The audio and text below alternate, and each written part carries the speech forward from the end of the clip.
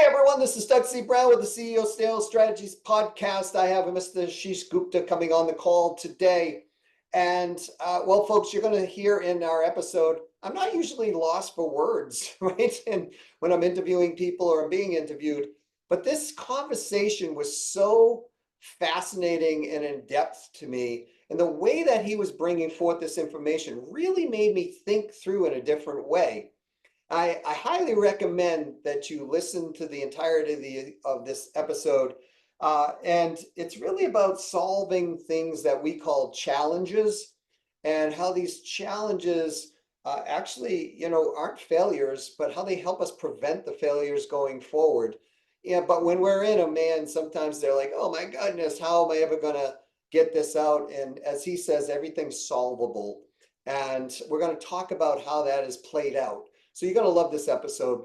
And for those of you who are interested in attending one of our master classes, we're running 2 master classes a month now. They are free to come to them. We're going to be running a master class on how you can create predictable revenue in your business. We're also running another one on the #1 sales leap that is actually causing you between 5 and 20% loss per year in revenue. And they're fascinating masterclasses. If you're interested in coming to one of those, just reach out at Doug at ceosalesstrategies.com and let me know. Want to come to the masterclasses? We'll get the information to you. All right, let's go talk to Ashish. Please get a pen and paper. You're going to love this episode, and I highly recommend you listen to it in its entirety. Hey, Ashish, welcome to the CEO Sales Strategies Podcast. Thanks so much for being here today.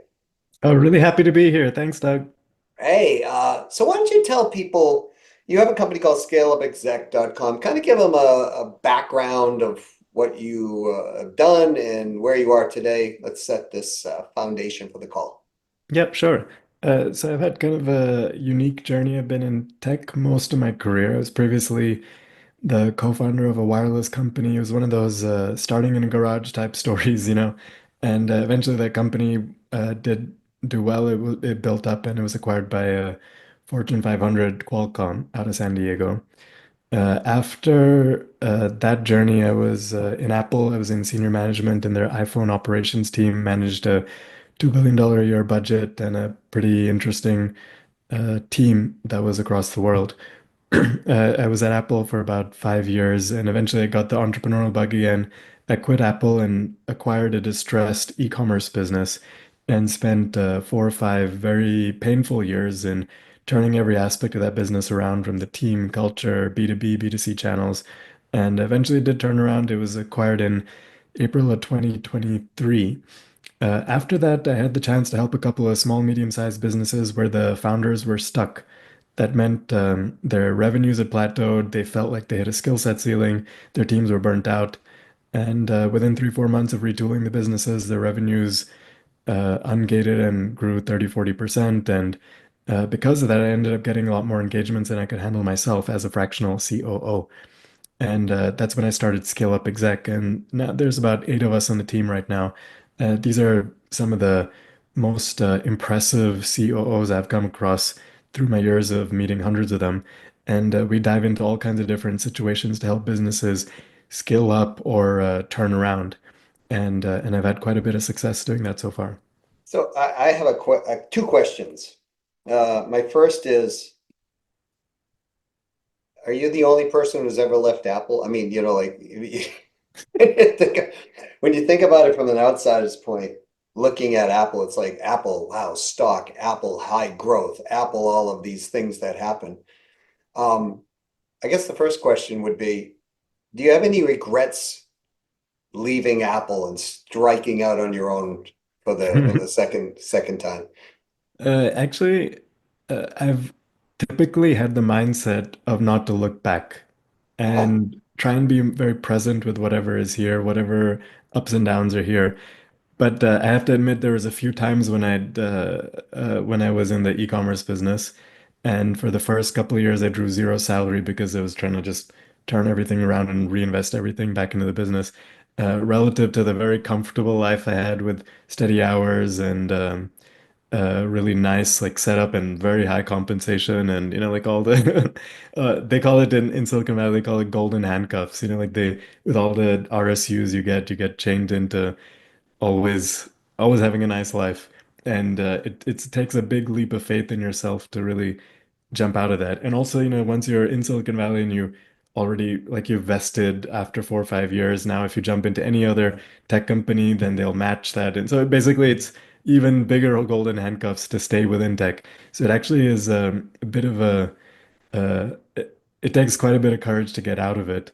And then, especially if you start facing a lot of challenges, which many, of course, entrepreneurs do throughout their whole journey, then there are many times you might doubt it. So there were definitely periods when I was like, really, why did I do this? This is like the most difficult thing I've ever done in my life, and I'm getting paid like nothing also.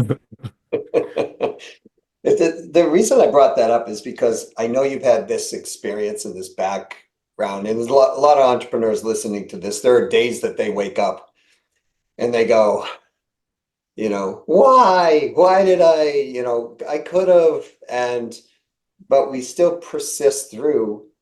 And, we run into, you said the great word, challenges, right? So we all have challenges in our business, in our daily life, no matter what level we're on, right? Like right now, I'm helping entrepreneurs and I'm actually in the process of working on two companies that I'm part of as an owner. And we're running across challenges over and over, but at the same time growing, right? I mean, so we run through that process. So 2 years, you're sitting wondering, man, you know what? I could be making all these, money. I got these back end benefits. I've got all of the support systems, but I'm out doing it on my own. And I had the second question was, do you learn more from the challenges than you do in the up times? In other words, at Apple, you had a lot of uptimes, I'm sure, with the growth pattern. You might have learned some stuff there, but do you learn more? Do you feel as an entrepreneur from those challenges that have taken you maybe down or slapped you around a little bit and then Mhm. you're kind of coming out of it after a while? That was my second question. Do you learn more Yeah, from the yeah. challenges? Yeah, I think maybe I can tackle both of them at the same time. So, one of the things that I remember reading early on was, I believe it was Aristotle, his definition of happiness. And he didn't, his definition of happiness was human flourishing. And for me, that means that when you feel like you're growing, you're learning, you're evolving as a human, it's like almost a law in this world that evolution needs to happen. There always needs to be some trajectory, not stagnation. Stagnation, I don't think, is one of the properties of this world or planet or being a human. I think evolution is part of it. And so if you think in that type, point of view, I remember at Apple when I was in my third or fourth year, I started feeling some level of stagnation, which to me was a plateau in my learning or in my growth. And if you think at like maybe at the end of a lifetime, when you look back, are you going to remember the dollars that you'd made, or are you going to remember the type of experiences that you had? And the type of evolution that came because of those experiences. So I remember that was one of the turning points for me, is that as soon as I start feeling I'm in a comfort zone, and that's one of the definitions of what my life was like at that time at Apple, where I felt like I was in a comfort zone. I knew what I was doing. I knew how the whole system worked. I wasn't necessarily learning new things every day or pushing myself beyond boundaries because things were comfortable. And I even had like a very nice career trajectory and like actually what really got to me was when I had a meeting with one of the big bosses in the department, and she said to me, well, here's what your next 5 years will look like. And it was like a 5 years that most people would feel like is amazing, a dream come true. But as soon as I heard what my next 5 years look like, I lost all interest in that job because you want some adventure, you want uncertainty, you want unexpected things to come up in life, because that's what forces these points of growth and learning. And eventually, once I did acquire this e-commerce business, and I was telling you it was like the mo most difficult years of my life, but that was also the fastest growth and the fastest evolution I've had in my life so far. And it was just fascinating to see not just technical skills that you have to force yourself to learn, but even soft skills and how to take care of a team and motivate them or remotivate them. And in yourself as well, like all the things that are gaps or weaknesses in you, and how to overcome those. It really is a forcing function when you get out of your comfort zone. So definitely, I feel like the fastest learning and growth I've had is through challenges. So how do I say this? Were you happy? This is going to sound weird, right? You're struggling through these times, these 2 year period of time post Apple. Were you actually more alive then? Like, were you like, because, your boss comes to you and goes, hey, Ashish, here's your next 5 years. And internally, I'm hearing you go, oh, no, hell no, no, that ain't no, right? And then you come out of this and you go into this next generation, which I loved what you said, evolution, human flourishing, and you're struggling financially. Just maybe the company's making money, but you're not making money. And that's always one of the places that is always not fun to be. But were you actually like internally, were you like, hey, this is cool, I'm growing something, I'm happy, I'm going there? Um, how did you, and the reason I ask this is a lot of people taking new initiatives, right? Maybe they're going to invest in a merger and acquisition. Maybe they're going to invest in a software. Maybe they're going to take a different direction on their clients. Like I just got something today from the heating company that we use, and they're like, hey, due to the tariffs that are going on, we're going to end up having a 25% increase in this. We're deciding what we want to do, right? There's all these decisions and challenges that come along. But during that time that you were growing that ecom biz, were you happy? I would say the first year and a half, or Yeah, there were a lot of fluctuations in my emotions, in my feelings. And so I wouldn't necessarily define that first year and a half as happy. But it's where I had my biggest growth, and especially a lot of the growth was into how to become stable through ups and downs, yeah. where you become less reactive and less impacted with what's happening externally and start now relying more on internal and focusing inside. It's very easy to pitch your happiness to what's happening outside versus pitching your happiness to inside. And there is like a place of stability that exists inside of all of us. And if we're able to connect to that and pitch to that, then it doesn't even matter what's happening outside. If things are going quote unquote positive or quote unquote negative, you can stay stable through all of that. So I think that learning that I had, that of starting to tune inwards rather than being externally focused, is what then eventually over time started giving me much more stability and maybe a sense of happiness or contentment.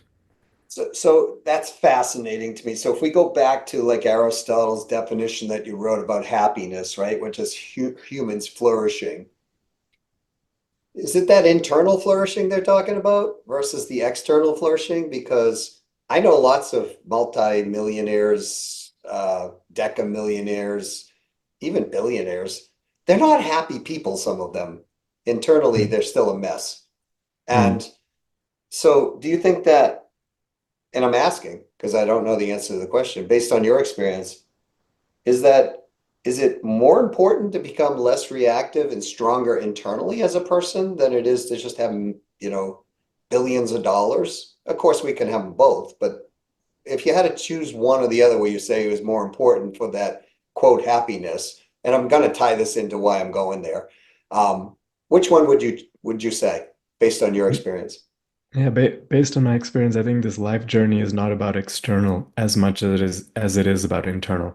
All the external stuff eventually ends up becoming a pointer to inside. Like let's say if inside I'm feeling really good, then whatever I observe outside of me is actually going to feel positive. If I'm feeling really down inside, then even what I observe outside might be similar. So I think eventually a lot of this human flourishing is about ability to stay stably connected inside to that quiet spot or to that unwavering spot.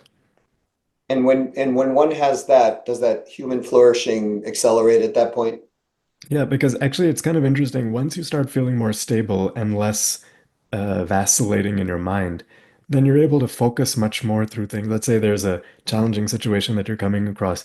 Now you're not going to be led by emotions. You're going to be led more from a point of stability. And so you can actually approach that challenge in a much more uh, creative, even-keeled way rather than from like emotional ups and downs. So I think the way that you deal with life changes, and so now your perspective on life changes. And you know, there's no longer, or there's less of a sense of this is a good situation versus a bad situation. This is just now another situation that I'm working through. And so I think everything becomes much more, you become much more capable of handling all kinds of things.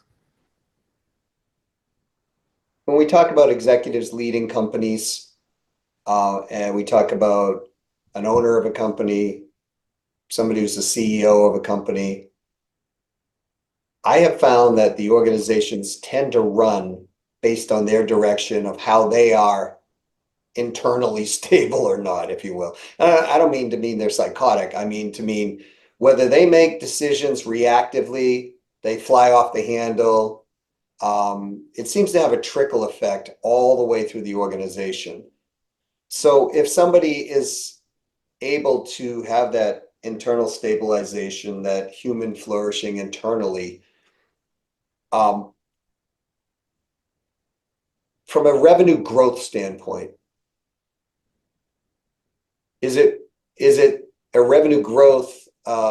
What's the word I'm looking for? Is it a revenue growth enhancement to have somebody stable like that throughout the organization or people throughout the organization? Or, the people who are in fear, do they react differently and maybe the company grows faster because they're so afraid they got to push initiatives forward? Or both, from your perspective? Yeah, firstly, I don't think there's a one answer that fits everything. Sometimes I've seen the craziest companies with the craziest set of people that just do amazing, and you don't know why they're doing amazing. And similarly, you see situations where there's really smart people doing really interesting things, and they're leading in like uh, what seems to be a really balanced way, and somehow things don't work out for them. So I think what instead is more relevant, at least from my point of view now, versus maybe what I used to think before, is that if a leader is stable, now there's a greater set of contentment as they go through whatever experiences or challenges that they're Yeah, having to go through. So yeah. even if their company starts declining in a major way, at least their experience of that decline won't be so emotionally draining or difficult for them to get through. They actually might be even killed through that. Like, for example, it might end up taking them to a place of let's close down this business or and now they move on to something else in their life which maybe has more impact or is more relevant. So you just never know like what is happening today. It's better to think longer term and see like life as a totality, rather than just at this moment, am I gonna, if I'm even killed, am I gonna have higher revenue in my business? But instead, it's more relevant for me to think in terms of the totality of life. Am I going to have a more fulfilling experience and less emotional ups and downs? That makes total sense to me. And so because if we look at math, right, we look at compounding math. If we just got well, let's use 1%. We get 1% better each day. Essentially, in a couple of months, statistically, we're twice as good. Go out a year, we're like 36x, 37x, right? Now, it's possible to do 1% a day. But what I'm hearing you say is if we look long term and we stay consistent, stable, we keep growing through the process, even during those challenging times, we look at them as, all right, we're stable today, but we have a desire, and that challenge came up to kind of create a little bit of pressure, and it's challenging us to grow, to get to that growth level. As long as we continue to keep that process going, and we're just getting a little bit better every day, and we stay focused in our habits, our routines, and changing course slightly if we need to, but staying internally stable through that process, that over time, like when you got out of the e-com business or you sold, to Qualcomm or whatever, over time, you get a much bigger prize at the end if you're focused on that long term. Is Yeah, that an exactly. accurate description? I would say so. And I don't think that prize necessarily has to be dollar based. It Yes. may or may not be dollar based, but I think it would be contentment or happiness based. So over that lifetime or over longer term, you've worked through all kinds of different things and you've grown through it. Now, when you get towards, when you look back at your life, the trajectory of your life, you might feel a greater sense of contentment. And I think that's worth more than a lot of other things. And I've myself experienced, like having a lot, having a little, and I can see through all of that, my contentment seems to be much more valuable than even dollars. By the way, folks, we're speaking with Mr. Ashish Gupta, and he has a company called ScaleUpExec. They're at scaleupexec.com. This was not where we were going to go with our conversation today, so I just want you all to know this. But I find this fascinating and so invaluable for people to understand because they always say there's two things in life, or three things in life that you're going to experience. One, that are consistent, guaranteed, you know, death, taxes, and change. Mhm. Those three are going to happen.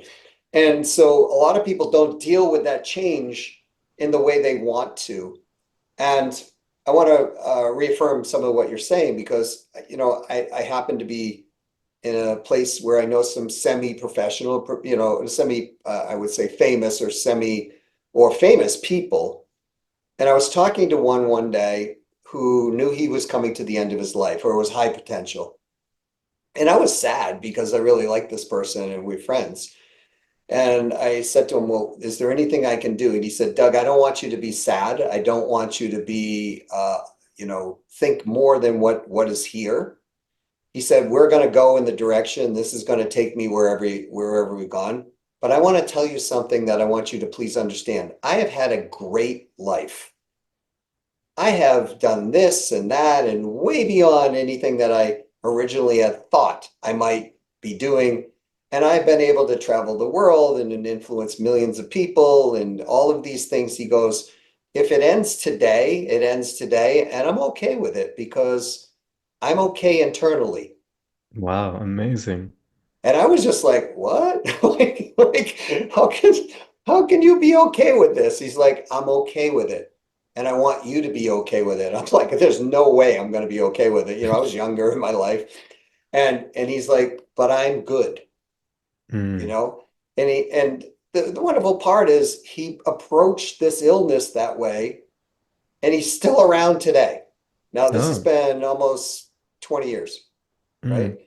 And what I learned from that is what you're saying, you know, the internal shift of the challenge and the reframing of that challenge to understand the long-term benefit of it is where we all should go, Mm.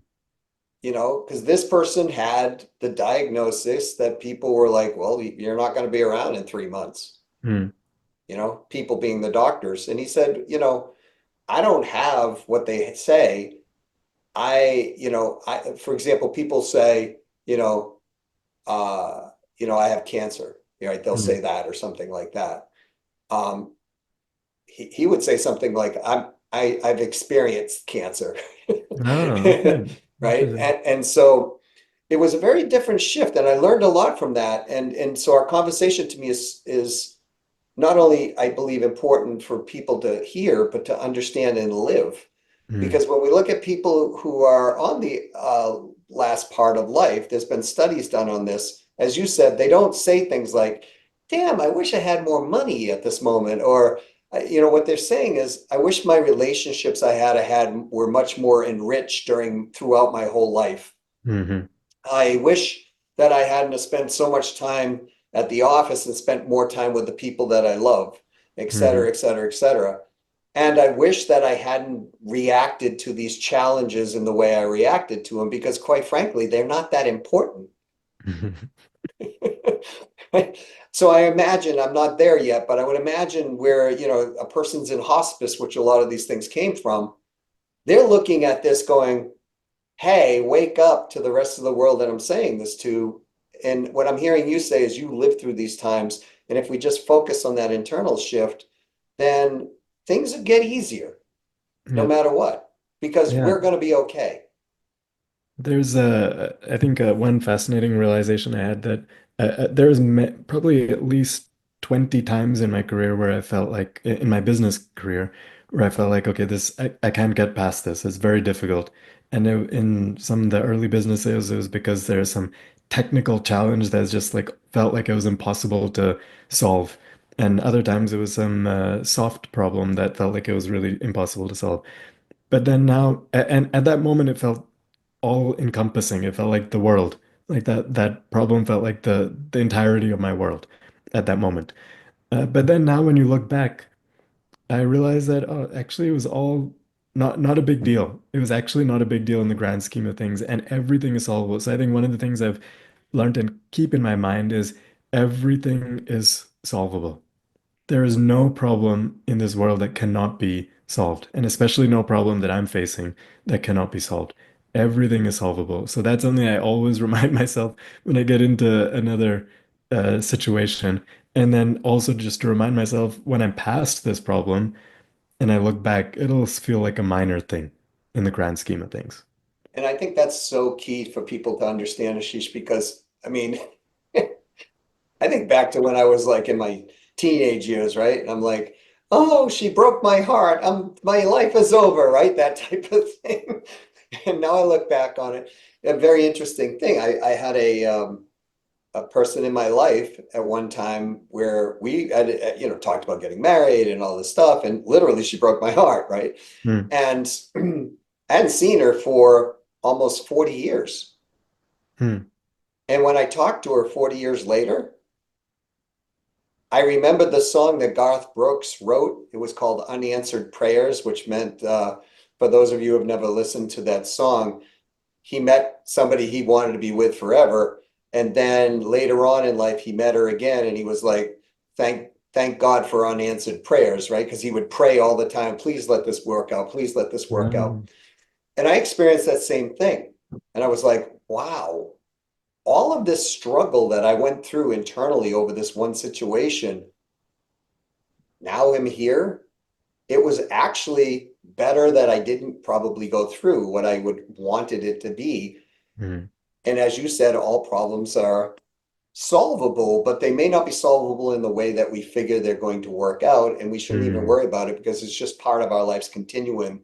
And the reason I'm bringing this forth is because I see people in business all the time struggle because that internal struggle is there and they're trying to get their ego so far invested in, I'm going to get this fixed, I'm going to do this. And there's nothing wrong with that. I'm not saying they're wrong. I'm saying everything is solvable, usually in a much easier fashion if we don't go there. That's what I'm hearing you say. As long as we know internally we're fine. Yep, absolutely. So how do people get to know more about you or about what you do? Let's say they're like, I'm fascinated by this guy, by the way, which I am. So, I would assume other people are. Um, you have this gentle but very powerful presence to yourself, right?